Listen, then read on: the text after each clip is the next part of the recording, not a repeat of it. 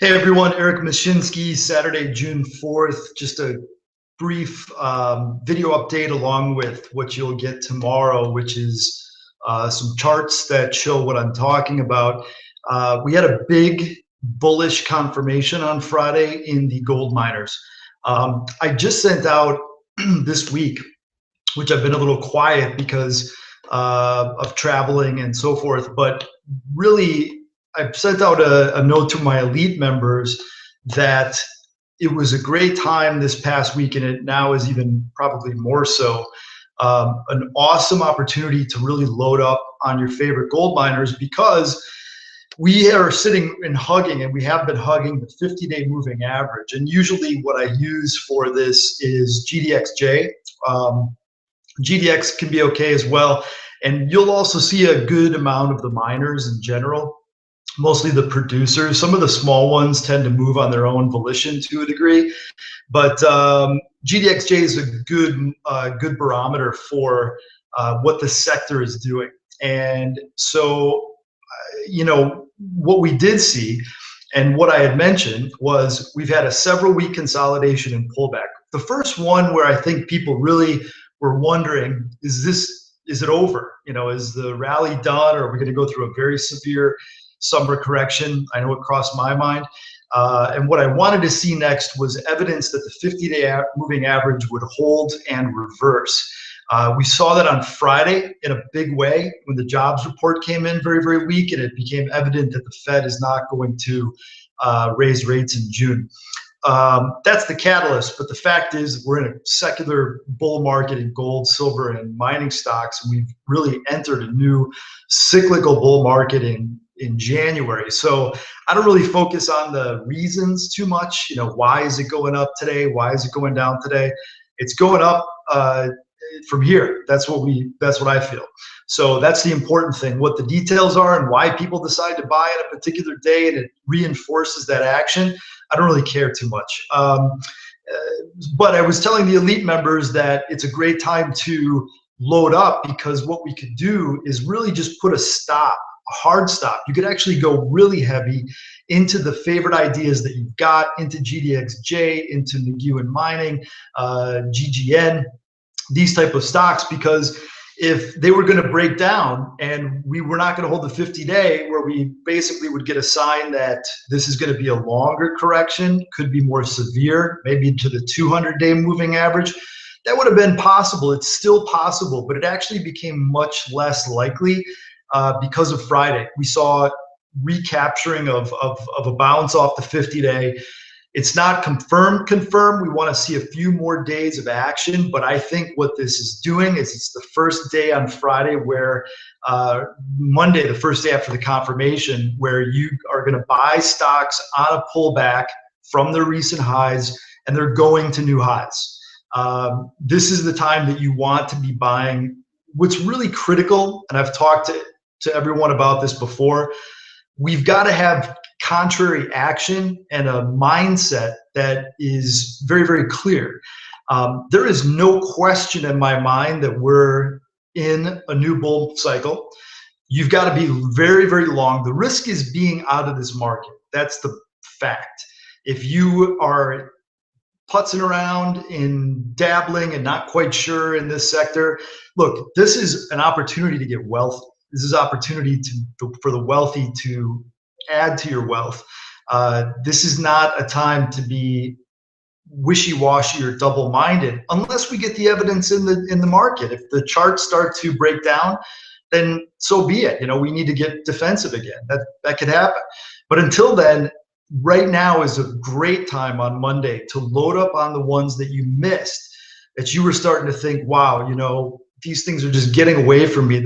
The rally was so explosive starting in late January until really into April that we missed. A lot of people missed the lows, missed the second pullback, which was really just a consolidation. And so now's the time where I would really encourage you to zero in on the deals that you missed, that you really want to own. And really what I've been doing is on Friday and last week, I was doing this all last week when I had extra cash available, I started to bolster my positions in 3 stocks I was very active in last week. One is McEwen Mining, MUX. Buying that thing in the low twos, mid twos.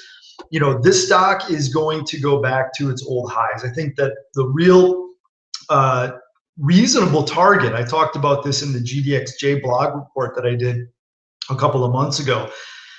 Really what the most reasonable target is for a lot of these companies, is to retest their highs from 2011. And so that's a long way up. But what I think will eventually happen is they're all going to go to new highs because we've had such a washout and their decline was so severe. There's less companies to put capital into. There's capital that is now able from an institutional level to go into the various ETFs that will drive further demand for these stocks once they feel like they need to own them in their portfolio. And the companies are lean and mean, so I think it's there's a really good chance in this cycle. In fact, I'll tell you right now, we're going to new highs in these plays, which is a ways off potentially. But keep in mind that just to retest the old highs, McEwen Mining, for example, this was 5 years ago. Now it's a much better company, cash flow positive, a fantastically run organization with a massive copper deposit that really isn't being valued much at all. Their gold and silver operations and assets are terrific. So I would say that, you're buying at 2.5, and you're still talking about a 4-bagger to get back to $10, which it was earlier. It's been there twice. It was there when McEwen signed on and acquired the company and rolled 3 deals into them back in the early 2000s, and it's hit 10 in 2011. And I think it'll hit 10 in 2017 again. So McEwen Mining, very, very aggressive. In fact, part of me is really a little frustrated because I would really like, with this one and GGN, for example, I would like to own, $1 million worth of this stock. I've got a lot of confidence that this thing is going much, much higher. And until it breaks down on the technicals, right now is the time to put a big bet in. And you can protect it. What's your downside? Well, your downside is if you buy it here, you buy it, I don't know where it exactly closed, but 230, 240, 250. Forgive me, I was in New York yesterday and did not get to the closing prices. But you can go ahead and you can load the boat and then look at if we break below the recent lows under the 50-day moving average, especially for more than one day, stop out of it. You're talking about 10% downside, 10 to 15% really is what your downside would be. Maybe 20 if you wanted to keep some loose stops there. That's your downside, and your upside is 400%. Good risk reward. You also have an opportunity, I think, for bigger money to go into a GDXJ here. And then the one that I really like, which pays us a 13% dividend at this price, is GGN, the Gamco Gabelli Gold and Natural Resources Fund. I've written a blog on this as well, fairly new research report. I'm levered up in this one because my margin rate is low and the yield is high. I'm making that money on borrowed money from just the yield, and I'll get capital gains on the increase in price in a new bull cycle. This thing was $30 a share in 2010. It's 6 and change.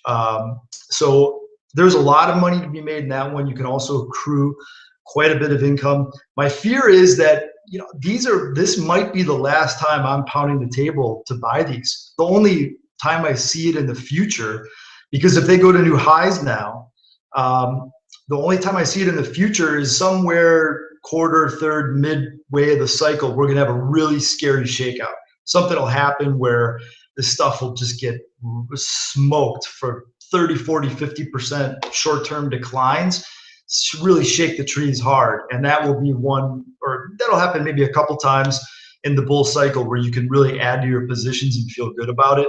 But they're going to come from higher levels. So I think that now is one of the last times I think we could see GGN in the sixes, certainly in the low sixes. McEwen Mining under 2.5 on the NYSE. I priced that. It's an American company based in Colorado, even though they have a Canadian component.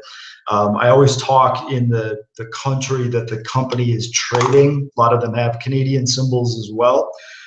Two small ones that I would say back up the truck, even though it's tough to buy a lot of these.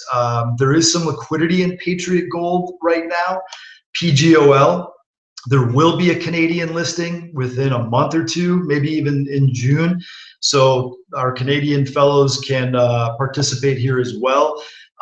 This play is turning out fantastically. This is not one that I was super active in this week just because I just put more money in a private placement recently, and I own about 4.5% of the company. So it's actually my largest, really tiny junior position.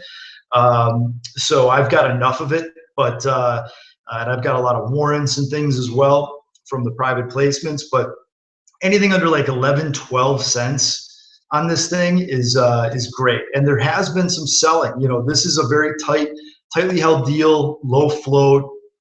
You know, reasonable shares outstanding, 50 million or so, and the float is tightly held. Guys like me, the chairman, Bob Koppel, we own a very significant amount of the company, and we're looking for much higher prices before liquidating any significant amount. So the people that are selling now, I think, are folks that invested in a 5-cent, 6-cent private placement about 2 years ago. That are just taking their money off taking their principal off the table, maybe selling the whole thing. But that's great. You know, that's an opportunity to take a position here because this thing could thin out overnight. After whatever selling is done, profits are taken, we could see this thing just lock up and start to gap higher. Same thing with, actually, it's a little bit different. Timberline's a lot different, forgive me, in a sense that this thing should be trading well over $1 a share US right now. It should be over $1.50. It should have hit over $1.50 and be trading right now if it was just a comp in the sector. It should be trading between $1 and $1.50, and it's, you know, not even 40 cents. So this one has got a long way, a lot of catching up to do, and it was delayed in terms of its move because of conditions around the business and a lot of changes, management movements. People weren't exactly sure what was going to happen there. Financing, they were running on fumes with cash. I stepped in and funded the company. We are looking at a situation where we started off at about $500,000 financing, and it's gonna end up oversubscribing at 1.5 million. So this is going to bring enough cash for this company to make the moves that they need to make to move forward. But they already have two tremendous assets. One is tremendous. One is very valuable. A third is highly prospective. Tallapoosa has got 1 million ounces in the ground. Eureka has got, I forgot the exact number. I think it's 900,000. This is a resource, not reserves. And the thing is trading for nothing. You know, there's only 15 million shares outstanding. So post the financing, it'll be 25 million shares out or so. And, you know, even at $1, you're still talking about $12, $13 an ounce gold in the ground. You know, this is a really extraordinary situation, which is why I stepped in. And I think that you've got to have the foresight to do it in a position where, look, I knew that we were scraping the bottom on this thing, got aggressive in taking the position. Nobody else wanted to touch it. Sure enough, now that we've got the financing oversubscribed and the stock's moving up, they're getting calls all over from New York and everywhere else with people wanting to finance. And people buying the stock because they know it's a great value. They just don't want to be the first in. So we were the first in. We're benefiting from that now. And if you didn't invest in the private placement, you know, you should be a buyer in the open market. I don't like to chase these things, but I think you could buy Timberline all day up to 50, 60 cents because this probably goes to $5 next year. It certainly could, maybe 2018, but it's been there before. Pre-split, that's where it was. And this thing is, you know, there's a lot of big good things that could happen with this company. Sky's the limit after this financing. There could be some blockbuster stuff that happens in terms of people getting involved. And this, the work they could do at Tallapoosa to beef up the metallurgy could really make them an attractive acquisition candidate. So I would really encourage you on Patriot, Timberline. Those are the micro caps that are special situations that I own a lot of, that I think are going to make a fortune over time. If you want to go heavier, my focus has been on GGN and McEwen. There's others, obviously, that we cover across the board. You can probably buy just about anything. We've been long Kinross since $1.40. It's already tripled. IM Gold really is more than doubled. We were buying that in the ones. So, we've got those core positions on. They're not core positions for me. They're smaller positions, but we've got such good prices. They could end up going up 20x for us by the time this is all said and done. And really, I think you can see my face. I'm not hyping this up. This is what I believe in terms of what's going to happen in the bull cycle. I have an understanding of what can happen. And I think people tend to think in the past. They think in the immediate past. And that's why so many people have had a tough time pulling the trigger and getting as involved as you really should. Take a step back. Say, look, if gold's going to 2,000 an ounce and silver's going back to 50, how much money would I want to have in this sector, and what would I want to make? And take action, because I think it's not only going there, but it's going a lot higher. All the tea leaves are ringing. Things are falling into place for this sector to have a massive run. Friday, we got a bullish confirmation. I was starting to wonder if it would hold. I think now my confidence is very high that it will and that we're going higher. If we reverse Monday, so be it. We'll go a little bit defensive. But that's why you can buy now. The strategy that you use on how you buy and sell stocks is important. And I'm actually thinking about putting a course out on this, because people have a real tough time with, how do you take positions in these small companies? How much do you allocate where? How do you put in stops? How do you sell? Do you sell it all at once? Do you take off thirds? Do you sell half at a double? These are all really important things that you should know what you're going to do on the exit for the most part before you buy the stock. If you're shakeable, you're going to get shook. That's just really the fact of the matter. It's too volatile of a sector.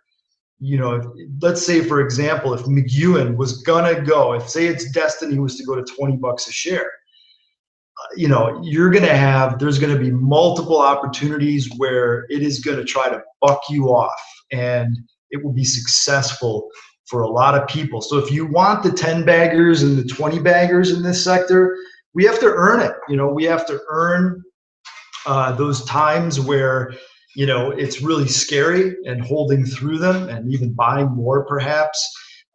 We've got to be patient at times. And then if things get way extended, we do have to be flexible enough to take stock off the table, even if we think gold is going higher.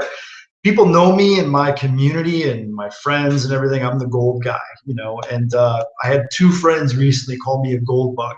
I'm not a gold bug. I'm a gold bull. There's a big difference.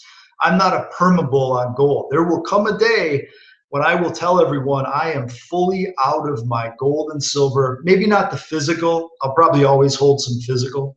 But there will come a time where I'm out of the mining stocks. And that day is probably not for a while, but that day will come. And that's the day I just go like this and I'm out of the game probably for a while. So, but that is there's going to be a time to be defensive. There's going to be a time to be taking profits. There's going to be a time to be liquidating, but that is not the time now. The time now is to be a buyer, to be an aggressive buyer, to have big, meaningful positions, not like, oh, I own some of that one, or, I have a bunch of friends that I told to buy gold in 2005. They finally bought it, or silver, or the mining stocks in 2011 when they saw it in the news every day. And then when I meet them anytime over the last couple of years, well, I still own my silver wheat. I didn't sell it, so I'm still in it.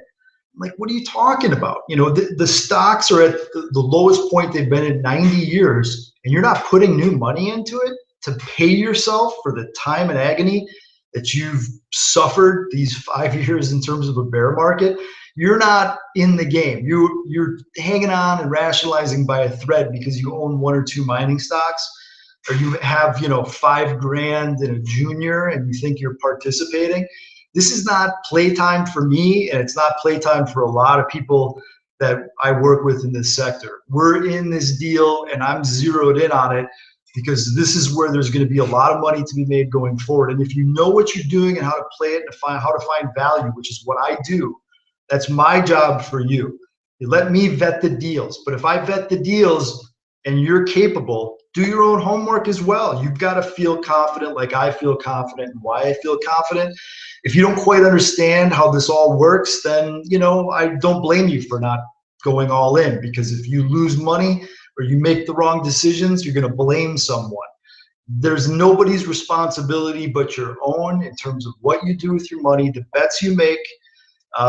So look, you know, I just want to be clear when there are times when I've got conviction, when I'm taking action, and I don't want to rely on hype when things are moving so fast or they're already at the top of a run. People come to me and they say, do you still like this one or that one?